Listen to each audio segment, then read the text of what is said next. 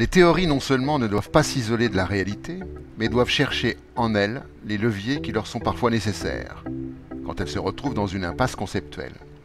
Les théories rondes, complètes, achevées, cohérentes sont parfaites pour présenter un examen professionnel ou remporter un prix, mais généralement elles sont réduites en miettes au premier coup de vent de la réalité. Cette citation du sous-commandant Marcos, porte-parole de l'armée zapatiste jusqu'en mai 2014, indique le peu de cas que le mouvement fait des idéologies, sachant ce qu'elles valent quand elles sont confrontées à la réalité.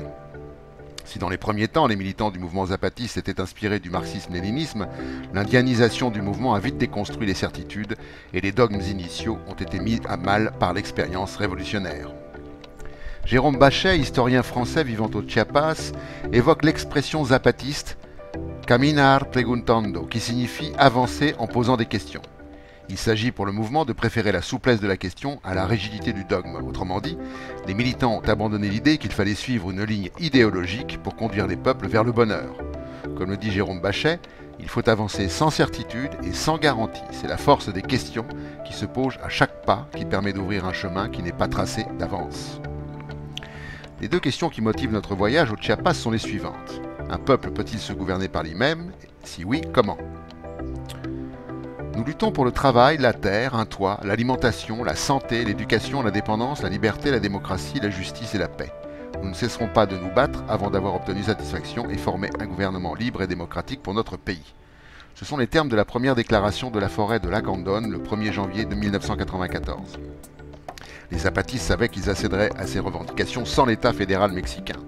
C'est pourquoi ils décidèrent par les armes contre l'État, puis par la négociation avec l'État, puis par l'indifférence à l'égard de l'État, de déclarer leur indépendance et de mettre en œuvre un autogouvernement.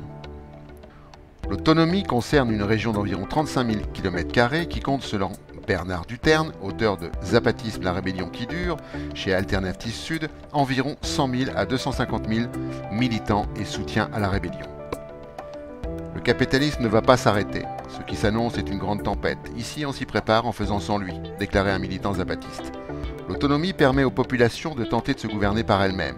Il n'y a aucun pouvoir vertical, donc aucune hiérarchie, mais une organisation horizontale qui rend l'État inutile et remet l'économie à sa place.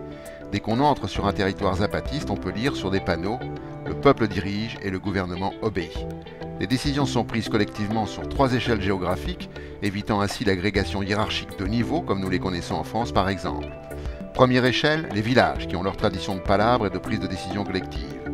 Deuxième échelle, les communes autonomes qui sont au nombre de 27. Une commune peut englober plusieurs dizaines de villages. Troisième échelle, les conseils de bon gouvernement au nombre de 5 qui coordonnent les communes. Nous verrons la prochaine fois le fonctionnement de cette organisation et plus généralement le type de démocratie expérimentée dans ces territoires. À bientôt.